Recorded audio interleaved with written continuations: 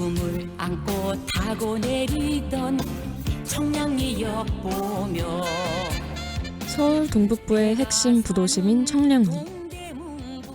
그 중심의 청량리역은 과거 교통의 메카였다. 40대 중반 이상의 중장년층에게 그 당시 청량리역은 대학 시절 MT를 떠나는 출발지였다. 서울역, 용산역, 상봉역으로 교통 수요가 분산되면서 과거보다는 청량리역을 찾는 사람들이 줄어들었지만 여전히 사람들로 북적이며 인산인해를 이루는 곳이다. 청량한 바람이 부는 곳, 청량리로 가자.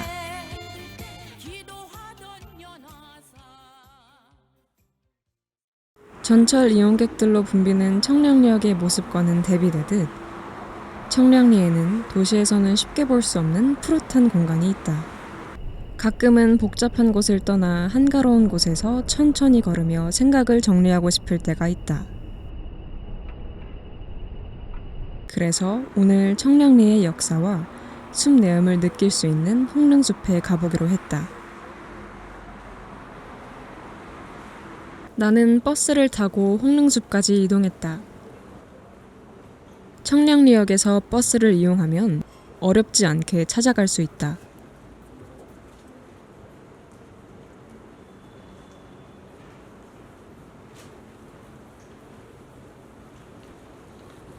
나는 6개의 정류장을 지나치고서 버스에서 하차했다.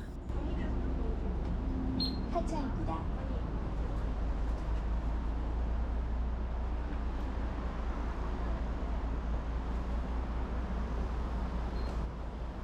설레는 발걸음으로 홍릉숲을 향해 간다. 맑은 날씨 덕인지 해가 쨍하게 비추는 숲의 아름다운 모습이 그려진다. 도보로 10분 정도 걸어 마침내 홍릉숲에 도착했다.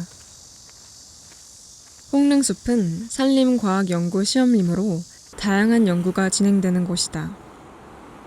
보존의 필요성을 이유로 주말에만 자유개방하며 평일에는 제한적으로 개방하고 있다. 평일에는 사전 예약을 통해 숲 해설 프로그램을 들을 수 있다.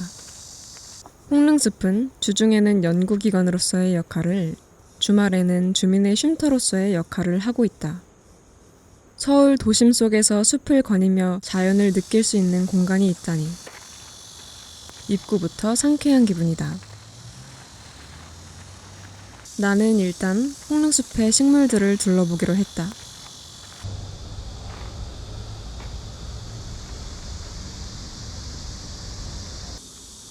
다양한 종류의 나무와 풀들이 이곳 홍릉숲에 심어져 있다. 홍릉시험림이라는 이름에서 알 수 있듯이 이곳의 식물들은 대부분 연구를 위해 강제로 심어진 것들이다. 전국 각지에서 온 식물들 뿐만 아니라 외국에서 들여온 식물들도 있다.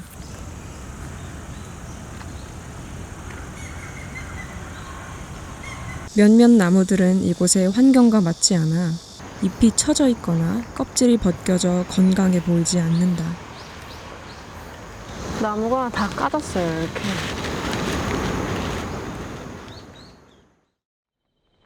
그래서 홍릉숲에는 국립나무병원이 있다. 마치 사람이 아프면 병원에 의사선생님을 찾아가듯이 나무도 의사선생님의 진료를 봐야 한다. 우리는 숲의 아픔을 알지 못한다. 겉으로 표현하지 못하는 아픔만큼 괴로운 일이 있을까? 다행히도 이런 숲의 아픔을 알아봐주는 곳이 바로 국립나무병원이다. 피톤치드를 쏟아내는 듯한 나무들 사이로 천천히 걸으며 여유를 즐겨본다.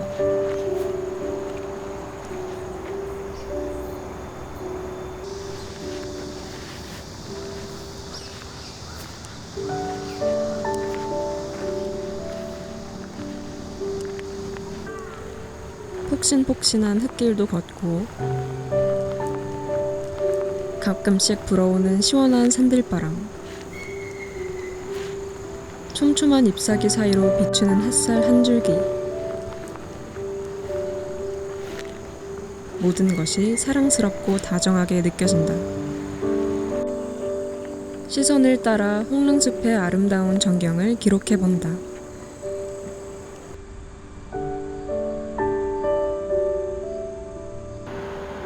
걷다가 쉼터를 발견해 잠깐 쉬어가기로 한다. 수많은 나무들 사이로 맑은 공기를 마시며 묵을 축인다.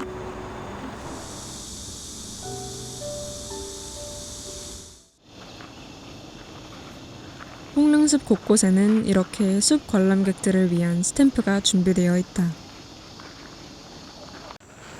홍릉숲을 즐기는 스탬프 투어가 주말에만 운영되는데 관람객이 자율적으로 주요 수종과 장소를 학습하도록 각 지점에 스탬프를 설치해 스탬프를 모두 찍으면 지도를 완성하는 방식이다. 여기 이렇게 보시면 느티나무가 있는데 잘 나오진 않아요. 나는 평일 방문해 스탬프를 찍을 수 있는 책자를 받지 못했다.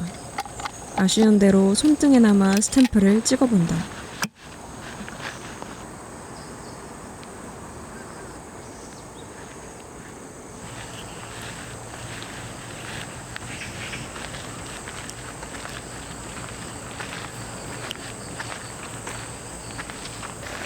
그리고 여기 청설모도 산다고 하는데 오늘은 안 보이네요.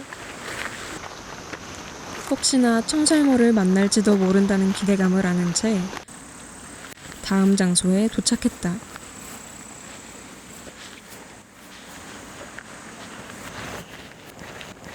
이곳은 홍릉터. 과거 명성황후가 묻혔던 곳이다.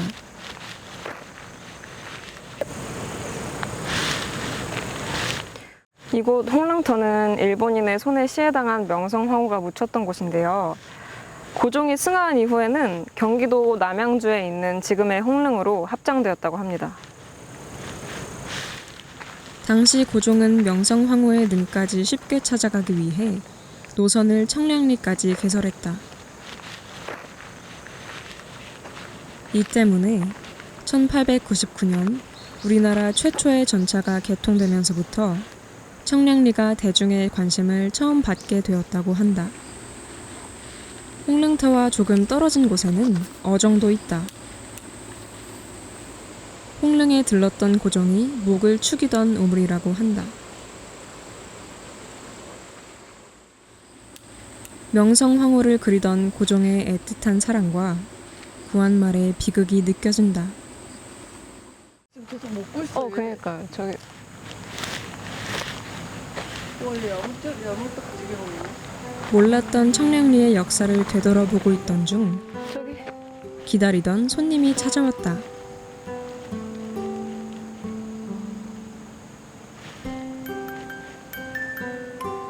나무 위에서 움직임이 포착되어 보니 바로 청설모다. 반가운 내 마음은 모른 채 모습도 제대로 보여주지 않고 먹는 것에만 열중하고 있는 녀석이다. 이곳 홍릉숲에는 총 5마리의 청설모가 살고 있다고 한다. 홍릉숲을 산책하다 보면 종종 마주칠 수 있다. 그래서 청설모가 남긴 흔적들도 찾아볼 수 있다. 이 닭다리 모양의 과자처럼 생긴 것은 청설모가 뜯어먹은 솔방울이다. 청설모는 솔방울이 잎을 펴서 씨앗을 날리기 전에 솔방울을 뜯어서 씨앗을 먹는다고 한다.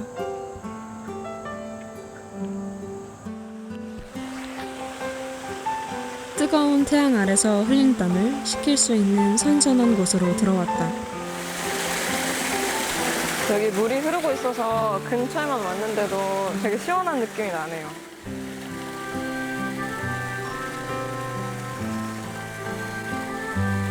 보기만 해도 시원한 물길이 흐른다. 천장산에서부터 흐르는 이 물길 덕분에 천장산은 불교 사찰 가운데 명당터로 알려져 하늘이 숨겨놓은 곳이라는 뜻의 이름이 유래되었다고 한다. 시원한 물길 앞에서 더위를 식히고 슬슬 숲 밖으로 나와본다.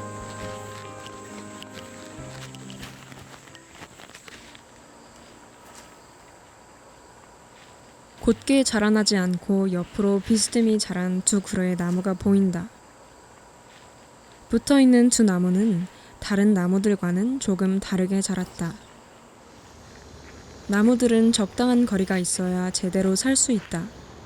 최소한 자신의 나뭇가지를 펼칠 수 있는 공간이 필요할 뿐 아니라 뿌리를 뻗고 양분을 흡수해야 할 땅도 필요하고 아울러 들이마실 공기도 넉넉해야 한다. 하지만 여기 바짝 붙어있는 두 그루의 나무는 서로 만난 방향으로는 가지를 뻗지 않았고 반대편으로만 가지를 뻗었다. 마치 서로의 삶을 배려해 자신이 가지를 뻗어나갈 자리를 찾은 듯하다. 서로에게 꼭 필요한 만큼의 공간을 살갑게 배려했다는 사실에 놀라지 않을 수 없다. 더불어 살아가는 생명체의 생존법은 나무나 사람이나 다를 것이 없다. 오히려 나무를 통해 삶의 지혜를 깨우친다. 어느덧 숲 한 바퀴를 돌아 다시 입구와 가까워진다.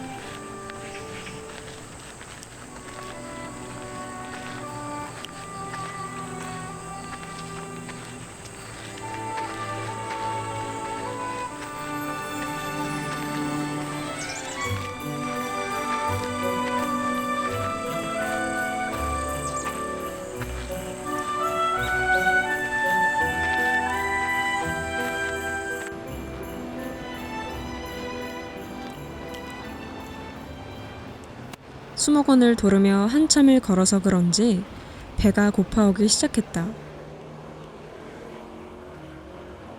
그래서 관람을 마치고 거리로 나와보았다.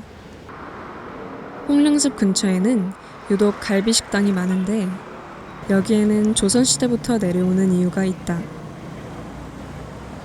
농경사회인 조선시대에는 소가 귀해 왕릉에서 제례를 할 때에나 백성들이 쇠고기를 접할 수 있었다.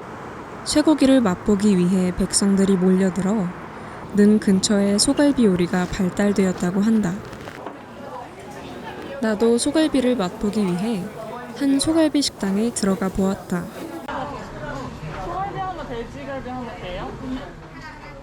자리에 앉자마자 주문을 마치고 고기가 오기만을 기다린다. 고기가 먹음직스럽게 구워지고 있다. 기다림의 시간은 언제나 길게 느껴진다.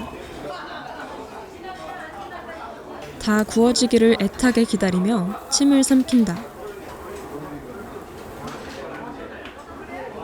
마침내 고기가 다 구워지고 고기 한 점을 집어 입에 넣었다. 환상적인 맛이다. 조선시대에는 소가 귀해 이 맛있는 고기를 먹지 못했다고 하니 마음껏 먹을 수 있는 현재에 감사하며 식사를 한다.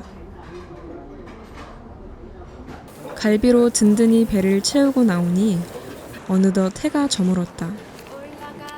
오늘 하루 홍릉수목원과 청량리를 돌아다니며 몰랐던 청량리의 모습과 역사를 느낄 수 있었다. 해가 지고 나서도 청량리는 평화로운 숲은 어디 있냐는 듯 여전히 사람들로 북적인다.